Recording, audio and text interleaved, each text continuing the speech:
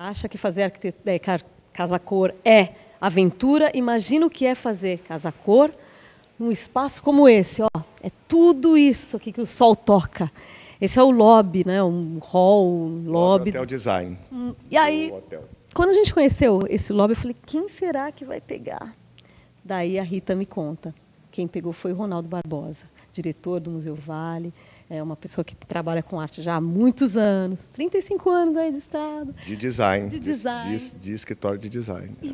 Aí ela falou com você, vem para cá, Ronaldo. Não, isso aí foi um convite, uma ideia da Patrícia Kentel com a Rita, que inventaram essa história. Nós estávamos lá em Pedra Azul, onde eu tenho a casa do compadre. Aí ficamos lá, tomando vinho e tal, tomamos bastante vinho. Aí a Patrícia me chamou num canto e falou, Ronaldo, você que tem que fazer a Casa Cor do Hotel Pôr do Sol, do antigo Hotel Pôr do Sol, hoje é o Hotel Canto do Sol.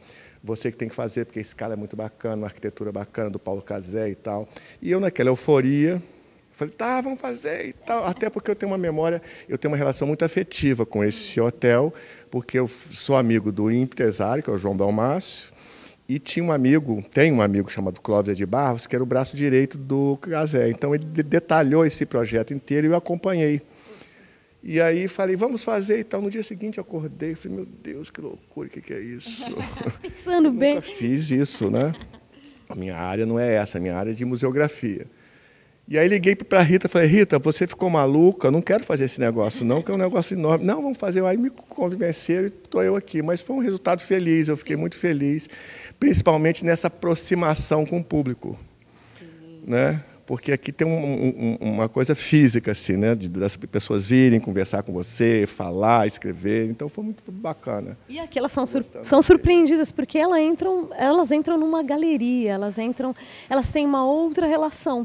Elas vêm para Casa Cor para ver ideias de decoração, de arquitetura, a gente sabe isso, de arquitetura de interiores. Só que elas entram aqui e ganham um respiro.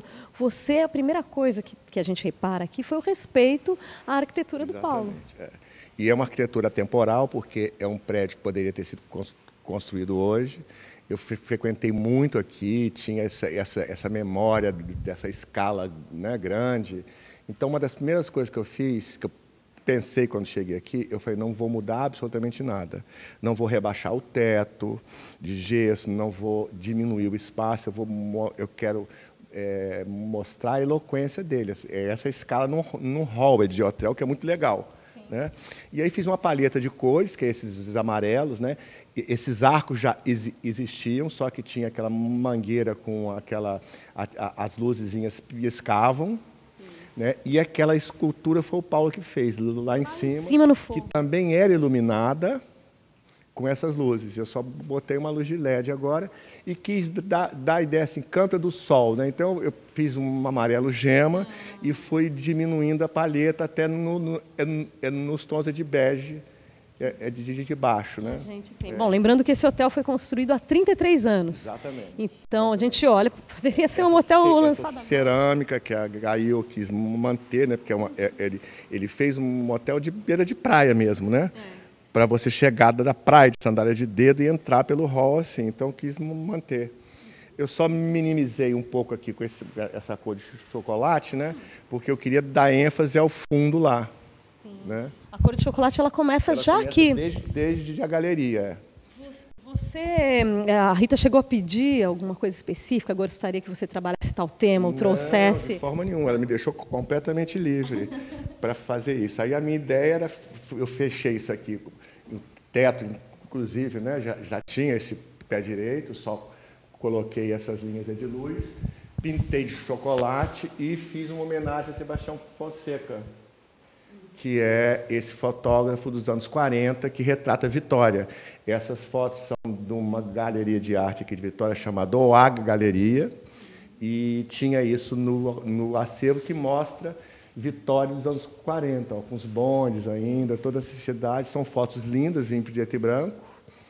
Ele foi um fotógrafo importante para a escola da fotografia capixaba, foi um dos fundadores do Cineclube. Então, eu fiz uma homenagem a ele aqui em preto e branco. São fotos lindas, olha aqui. Ó. Essa foto maravilhosa, né? De uma praia capixaba. Qual o nome da galeria? OA Galeria. OA Galeria. É uma galeria de arte contemporânea. Então, se a gente vem primeiro, esse primeiro túnel aqui, esse túnel chocolate com as fotos. Aí tem essa entrada aqui, que são obras da Thais Heldt, isso aqui é uma passagem externa, eu fechei e coloquei esses 5 trabalhos que fazem parte de uma estante. Ela chama isso de livro, né? São uma estante de 600 livros, são memórias que ela trabalha dentro dessas caixas de vidro. Ela fez um suporte e esses livros são em cima, então, da memória dos ajuntamentos dela, né? Que são livros antigos, leques, bordados, bolsas, enfim. Você tem 2 entradas possíveis aqui. A rampa ou a escadaria do lado de cá. A escadaria do lateral. Você quer entrar aqui ou quer entrar pela rampa? A gente pode ir por aqui. Vamos para a rampa depois e mostra a obra que está do lado de cá. Então, você já falou, você só trocou a iluminação desses arcos. Pintei, né, os arcos também que eram... Eles eram cinza.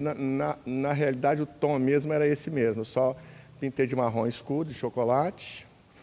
E a gente entra, então, e tem os 3 elevadores, né? Que eu quis fazer uma coisa... Quer dizer, na realidade, a primeira vez que eu cheguei aqui, pensando já nesse projeto, eu falei, bom, a primeira coisa eu queria trazer o artesanato capixaba, né? Que é uma coisa que está muito bacana. A gente tem um projeto na Secretaria de Cultura que chama o Espírito Santo Criativo, dessa questão da economia criativa. Então, eu quis trazer artesanato capixaba. E depois, já que eu estou trabalhando com artesanato capixaba, eu vou trazer um pouco das origens do Brasil. E aí, pensei, elevador é uma coisa muito chata, né, Marcinha? Porque ou ele é de aço inox ou é de vidro, é de espelho, né? Sim. E como os elevadores não estão funcionando, eu quis fazer como se fosse uma galeria mesmo. Sim. E trouxe as 3 tipologias do Ecaute. E aqui ficou bacana, um 2D, né? Eu achei que foi interessante. Trouxe a coleção brasiliana, né? Com os passos da fauna e flora, que eu acho que combinou super bem com o Ecaute, com o Albert Ecaute, né? Que mostra um pouco as nossas origens, toda a tipologia que ele fez, que é maravilhosa, né? Do mulato, né? Do caçador caiçara, do negro, do índio, né? Isso é muito lindo. Albert Ecaute, que esteve no Brasil no século XVII, né? Foi a coisa da invasão holandesa, né? Esse é o Brasil holandês que ele pintava. O Brasil holandês que ele pintava, Ele trouxe, ele levantou toda a tipologia, né, brasileira. Tem vários, tem o mameluco, tem o índio, tem o cafuso, tem o mulato. Isso é um trabalho lindo, né? Porque é óleo isso, e ele traz, né, toda a representação da fauna, da flora. Você vê que na questão do negro aqui, ó, ela tem limão, banana, abacate, mamão, né? Uma paisagem linda com praia atrás, tem as caravelas lá, ó, né? Holandês, é muito bonito isso. A gente já perguntou para onde vão esses painéis, ficam com ele mesmo. Eu vou levar lá para minha casa de Pedra Azul. Não está na venda no sale, no special sale, não? Não está, não. Não está. Esse aqui é dele. Muito bem. Então, ele é recebido, o visitante é recebido por essa imagem, está aqui no fundo verde, que já é também diferente do resto. Esse fundo eu quis rebaixar um pouco para fazer um contratom com essa paleta de verdes que tem na coleção brasiliana, né? Sim, então essa aqui seria uma das possíveis setorizações. Quando você fala do Espírito Santo Criativo, ali você fez um imenso painel. Aquilo ali, na realidade, é balcão, né? De recepção, é do hotel, que eu também não quis mudar. Eu só revesti ele num pinho claro, né? E eu dei uma tinta, uma aguada, né? Em cima desse pinho, porque, na realidade, essa madeira é amarela. Eu dei uma magoada mais de branco para minimizar um pouco esse amarelo e construímos essa estante atrás, que eu fiz uma co-curadoria com Jaqueline Kiabai, que é uma artesã, trabalha com Renato Imbroise, que está fazendo um trabalho no Espírito Santo de valorização do artesanato muito bacana. E a gente escolheu peças do Espírito Santo inteiro. E é interessante, você estava me contando como o Espírito Santo é rico, porque tem a cultura dos europeus, dos imigrantes, tem a do caiçara. É de um estado-pátria, né? Porque a gente tem os imigrantes italianos, pomeranos, libaneses, holandeses, tem o negro, o índio, português, enfim, são várias representações, né? Várias referências. E, ao contrário do que aconteceu no Sul, por exemplo, que foi pulverizado, né, pela industrialização, a imigração italiana e alemã, aqui, como a gente teve essa questão da preservação do Estado, com o que a gente chama de cinturão verde, para exatamente, na época das capitanias hereditárias, protegerem do ouro de Minas, nós ficamos guardados, né? Nesse espaço, nesse território, que é o estado do Espírito Santo, e com isso houve uma preservação dessa imigração. Então, hoje, se você for, por exemplo, a Santa Maria do Jetibá, que é uma colonização basicamente pomerana, você tem o pomerano, ele é dado como língua na escola, e se fala no banco, no botequim, na rua. Né? Já aprendeu a falar pomerano? Não, eu gostaria muito. Eu tenho uma casa pomerana que eu reconstruí, mas eu gostaria muito de falar pomerano para conversar com eles. Eles mantêm, então... Eles mantêm toda a tradição. Então, é isso que eu estou falando. Diferente da questão do Sul, que foi pulverizada pela industrialização, pelo processo de industrialização dos anos 40, 50, 60, nós aqui não tivemos isso. Né? Nós não tivemos um processo de industrialização nesses locais que foram povoados por essa imigração. Então, isso a gente preserva até hoje. Nós somos um estado que é cercado por 3 estados de tradição e cultura muito forte, que é Bahia, Espírito Santo e Rio, Bahia, Minas e Rio. Né? Nós ficamos, de certa forma, ilhados aí até os anos 60, 70, quando começa a questão logística e portuária do Espírito Santo. Porque até então, toda essa questão logística portuária do Espírito Santo, que depois fica muito intensa e muito forte, até com o escoamento de minérios, não era feita por aqui. Não, o Porto do Tubarão, por exemplo, está fazendo 50 anos agora. Que incrível. Esse ano ele está fazendo 50 anos. Então é muito recente, né? Se você for pensar, é muito recente o nosso processo, né? Do capital moderno, por exemplo. O capital moderno do Espírito Santo, ele começa a partir dos final dos anos 70, os anos 80. Então a gente ficou meio híbrido assim, né? E agora tem esse desenvolvimento todo, né? Com esses portos, enfim, essa questão logística e portuária do Espírito Santo. Mas eu acho que isso traz assim uma referência do artesanato capixaba ligado a essas influências indígenas, pomerano e alemã, muito interessante, né? Ali, por exemplo, não sei se ele filmou, tem os pios de cachoeiro, que é uma coisa linda isso. Que são os pios de cachoeiro? Uma exposição que eu fiz lá com a Adélia Borges, lá na Casa Brasileira, do Museu da Casa Brasileira, eu fiz uma exposição linda, que são esses pios aqui. Ó. Esses pios eram feitos... o bisavô desse rapaz, que hoje comanda essa pequena fábrica de pios, ele aprendeu a piar com os índios.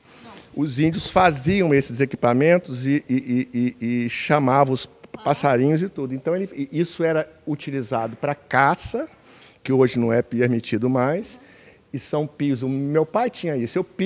Quando esses pios chegassem aqui, eu piei eles todos. E hoje cada um imita um passarinho, tem o chamado da fêmea, do macho, enfim. E hoje eles usam muito para instrumento musical. Qual é o nome daquele instrumento ali? Casaca. Aquilo ali é do Congo do Espírito Santo, que também é uma representação dos negros. E aquele é como se fosse um reco-reco. Então, os tambores de Congo lá, ó. Essas luminárias também são muito interessantes, que elas são feitas de concha, de escama de peixe e de búzios. Isso daqui o que é? Isso aí são umas moendas pequenininhas que ele faz, que é um artesão que faz de madeira. Miniatura de moendas de cana, do engenho de cana. E eu achei interessante. Pois é, aqui embaixo é uma artista. Quando eu vi isso, eu vou chamar o Renato para fazer. Chama Renato Morcati. Isso aí era o lugar que guardava a chave. Né? Hoje em dia não tem mais isso, você tem um cartão eletrônico, enfim. E aí o Renato faz essas chaves, né, de diversas formas eróticas, chaves de uma forma, de outra, são várias formas. Eu vou chamar o Renato para fazer uma instalação aqui. E ele veio, são 60 chaves, são molhos de chaves, e são chaves sensuais, chaves eróticas, chaves de cadeia. Então, assim, a brincadeira é quando o cliente, o hóspede chega, ele vai escolher o quarto. Eu quero ir para uma chave de cadeia, eu quero uma chave do amor, uma chave erótica, enfim. Muito bom. Né? Está a chave do nosso coração aí. É. Eu achei isso maravilhoso. Quando eu vi esse caninho, falei, que ideia. Bom, continuamos para cá. A primeira vez que eu vim ao Espírito Santo deve fazer agora 15 anos, eu vim cobrir uma feira de mármore e eu me lembro de uma moça que me deu, eu tenho na minha casa até hoje, na minha sala, um trabalho com esses restos de madeira, óbvio, numa escala muito menor.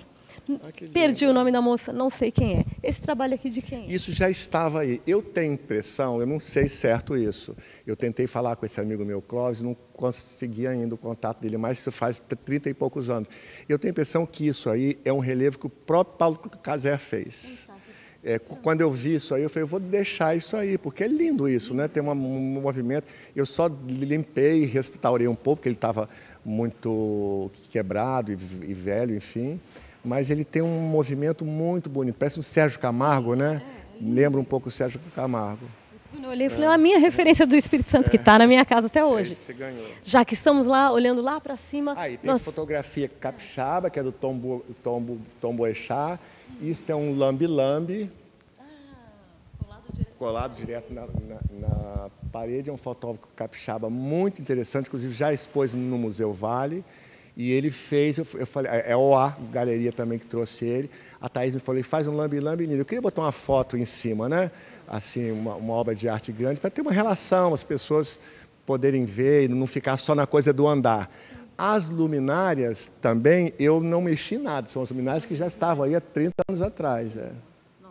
E aqui eu fiz um pequeno ambiente, né, de lobby, de hotel. Colocou também ali algumas Sérgio Bernardes, esses desenhos são meus, que eu fiz com a Sava, a Sava de Minas, essas 3 mesinhas. É uma Sava, o mármore é da Brasigran, que é uma indústria de mármore e granito. Na realidade, isso não é mármore, isso é granito, essa pedra de granito é belíssima. Botei o Sérgio Bernardes. E tem a cadeira dos Campanas, que é uma cadeira minha, que eu ganhei de uma amiga que tinha uma loja. E essa outra amiga, eu estava montando meu apartamento na época, e então a Leda Cola, na loja da Cláudia, que me deu esse presente. E a Cláudia comprou essa cadeira diretamente com os Campanas, e é a 3ª cadeira que eles fizeram. Então, antes de ficar famosa. Antes de ficar famosa. Eu fiz uma exposição dos irmãos Campana, que é uma retrospectiva do Vita Design Museum, que estava trazendo para cá, abriu no Brasil, no Museu Vale, e eu fiz um jantar na minha casa.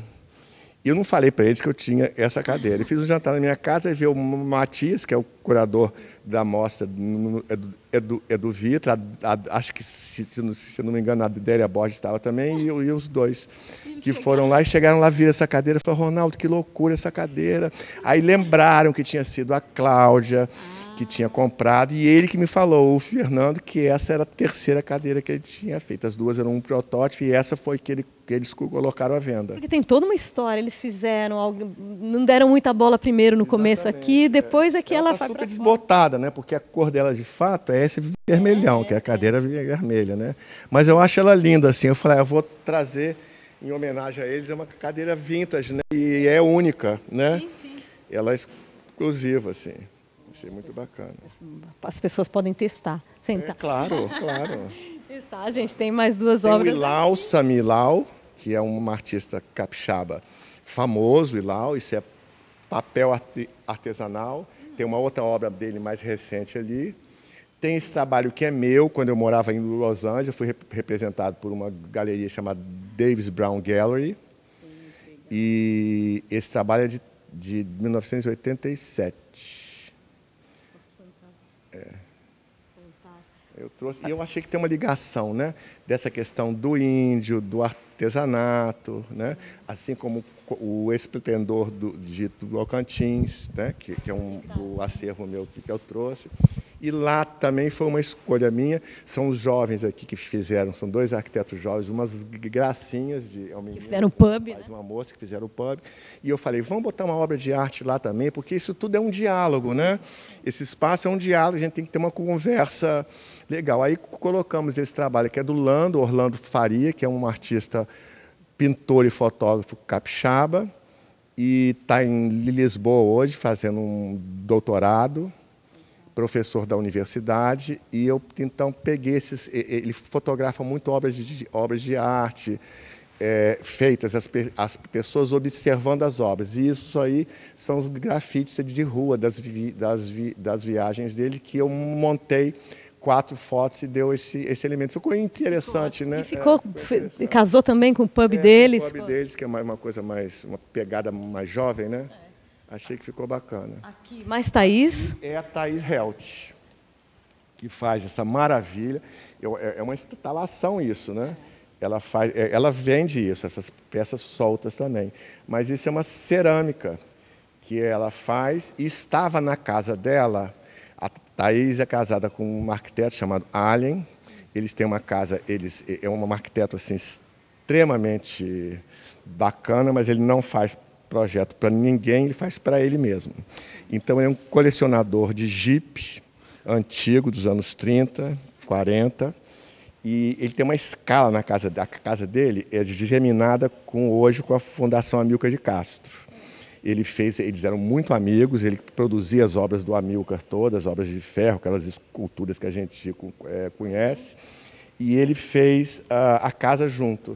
Então, é uma escala muito grande, você tem que, nessa casa, ver que é uma casa maravilhosa, ela tem uma prateleira na sala com 5 jipes, assim, para você ter um tamanho, ele entra de jipe, bota o jipe na prateleira como enfeite, como adorno daquela questão toda. E isso aqui é a mesa de centro dela.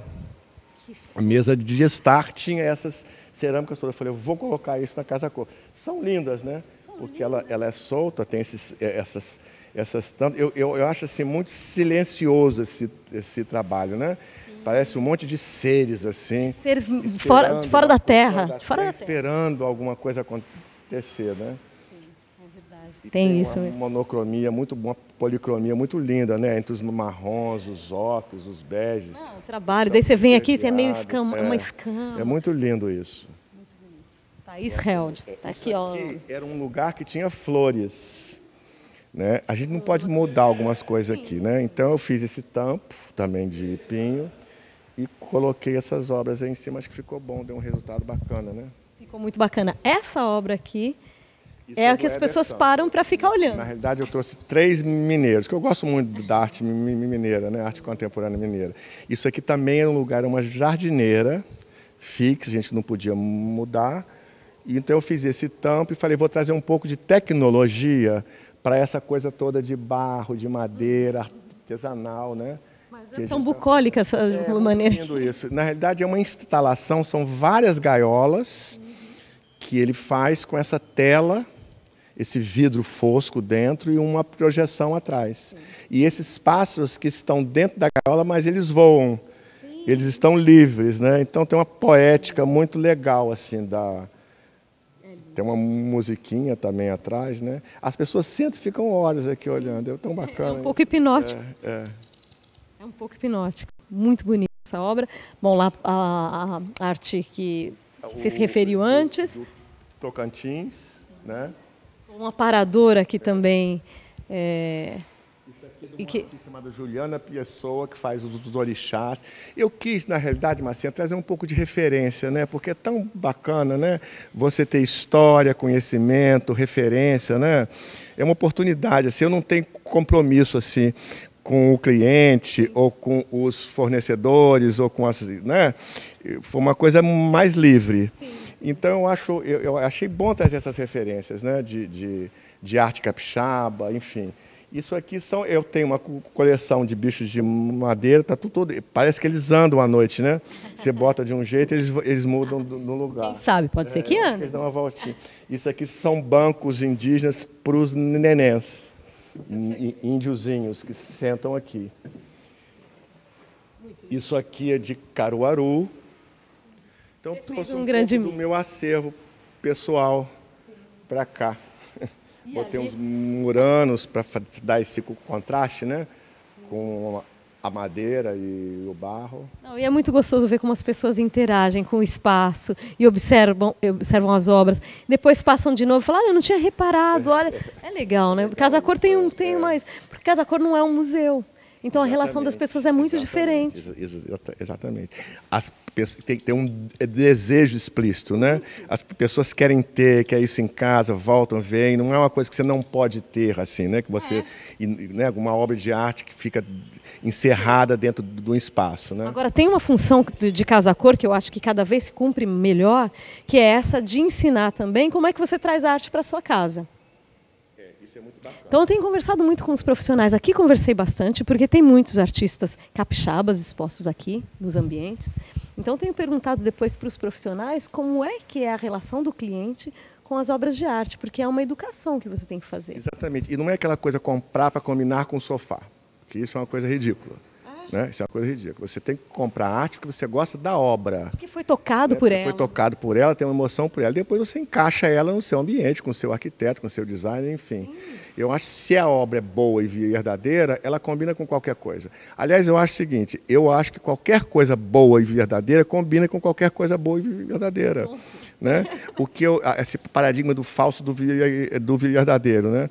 Eu não gosto do falso, eu não gosto da imitação. Eu acho imitação uma coisa muito...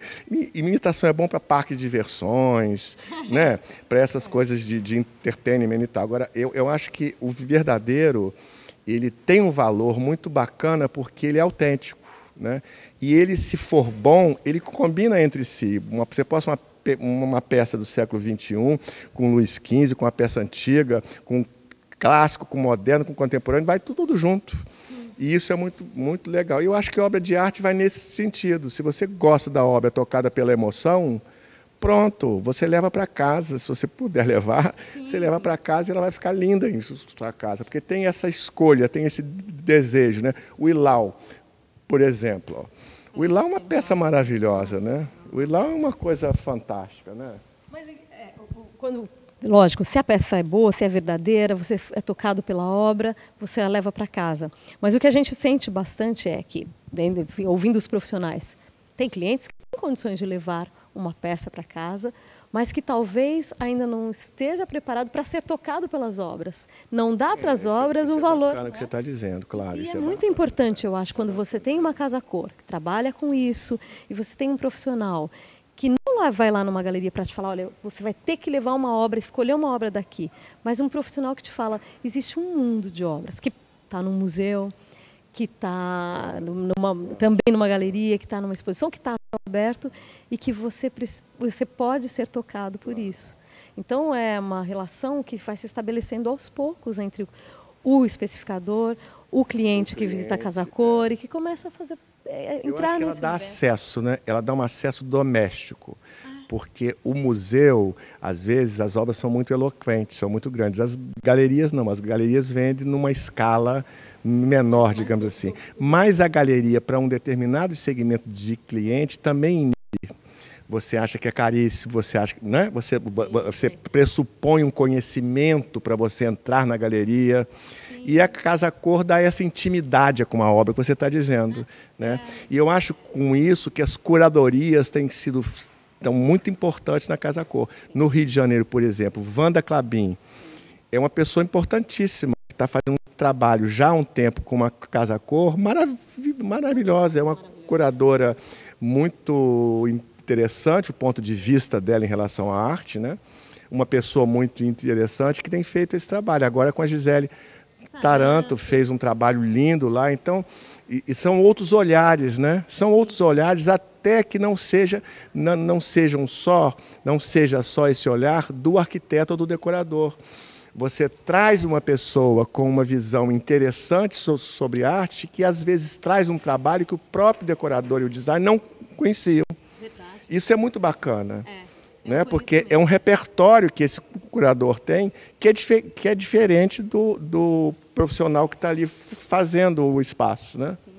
Sim, e agora, enfim, com todo esse uso, com toda essa conversa, com pessoas como Wanda Klabin, pessoas como você, conversando, quem circula por Casa Cor, ou quem vê Casa Cor via vídeo, via foto, começa a ter uma interação e falar, puxa, eu conseguiria falar com a Wanda, eu conseguiria falar com o Ronaldo, claro. Não preciso ser um master, doutorado em arte. É isso que eu estou falando, esse acesso que eu estou sentindo em relação às pessoas é muito bacana, porque o trabalho de museografia você faz e deixa lá, então você não tem muito acesso direto, né? E aqui eu tenho conversado com muita gente, está sendo uma experiência muito bacana. Estou muito feliz. Pena que acaba no dia 8 de novembro. Rápido isso, né? Tem que falar para o pessoal da Casa Cor para deixar mais tempo, 2 meses. Porque é tão bacana isso. Mas a gente agora vai querer que você repita a experiência em Casa Cor. Aí já está querendo demais, Marcinha. Marcinha, eu acho sim. Não, mas aí você talvez não precise fazer Casa Cor, mas você pode circular por Casa Cor com a gente numa próxima... Esse ano mesmo eu fui uma dose dupla de Casa Cor, porque eu fui lá na sala da Gisele Taranto também. Na sala da Gisele Taranto. Mostrou, E agora a gente também vai mostrar a casa do compadre que está aqui presente certo, em Casa Cor. Tá bom, tá bom. Mas, bom, se você viu só esta matéria, que é a matéria do Lobby Hotel Design. Lobby Hotel Design. Lobby Hotel Design, da Casa Cor 2016 do Espírito Santo. Você precisa saber, novamente, acessar o site do Ronaldo, ronaldobarbosa.com. www.ronaldobarbosa.com.br, que aí é o trabalho do meu estúdio, chama Estúdio Ronaldo Barbosa. E eu estou fazendo 40 anos agora, 35, 40, 35, eu falei 35, né, de escritório, e tem todos os trabalhos lá, de branding, de museografia, editoriais e tal. Aí você vai lá e conhece um pouquinho mais dele. Mas aqui em Casa Cor Espírito Santo ainda tem mais um ambiente dele. Todos os vídeos que a gente faz, inclusive um vídeo no Museu Vale, estão todos no canal Casa Cor _ oficial, então você pode rever, e depois se tiver dúvida pode escrever no nosso número de WhatsApp. Aí eu mando para ele, falo assim, olha, o Ronaldo, tem uma coisa que é uma pergunta que eu não sei, não faço ideia, vou mandar para ele. Claro, com o maior prazer. Então a gente continua com TV Casa Cor ao vivo, mas tem um outro ambiente do Ronaldo para a gente mostrar.